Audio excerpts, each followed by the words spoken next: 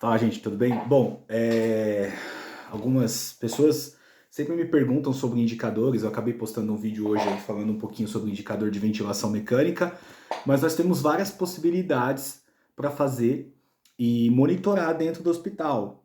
A grande questão dos indicadores é você pensar o seguinte: eu tenho como fazer essa monitorização? Eu preciso, primeira coisa que eu tenho que pensar no indicador, por que que eu quero colocar aquele indicador e para quê? Né? Por que que eu vou colocar? Eu quero mostrar algum resultado. E para quê? Para qual resultado que eu vou mostrar? E eu tenho como fazer aquela coleta de dados? Minha equipe está orientada, minha equipe está sabendo, será que ela vai conseguir dar conta daquela coleta? Então, eu postei o vídeo falando dos indicadores de VM. Esse é um exemplo.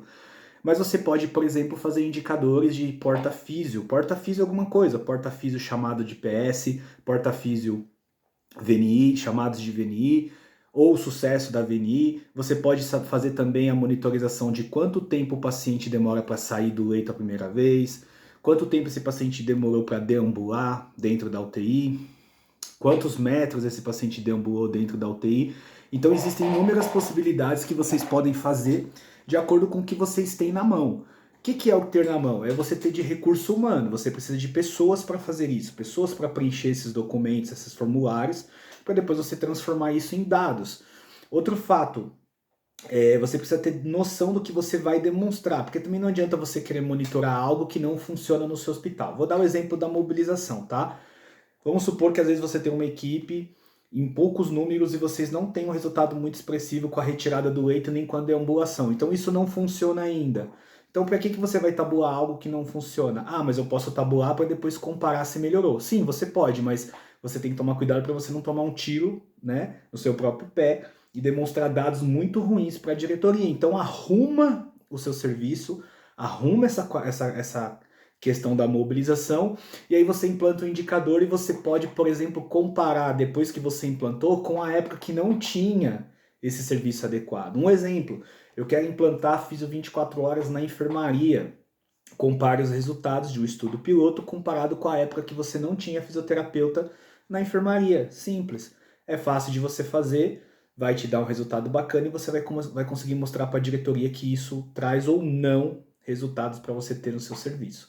Tá? Então, existem inúmeras possibilidades de indicadores, vai depender do que você quer mostrar, de como você vai tabular e para que você vai utilizar isso depois, porque não adianta também você tabular um monte de coisas e depois isso não te traz nenhum resultado. Pensa sempre que o indicador ele tem que ter relacionado com custo, com diminuição de custo para o hospital. Salvo aqueles hospitais que a gente sabe que cobra de convênio, que aquilo ali acaba sendo um pouco diferente, porque você vai tabular os custos de acordo com o que você cobra. Mas em grande maioria os hospitais eles querem rodar leito mais cedo, seja o paciente que está em ventilação, seja o paciente que vai de alta, então a gente precisa rodar leito, liberar leito para ter mais paciente rodando e esse paciente sair melhor do hospital.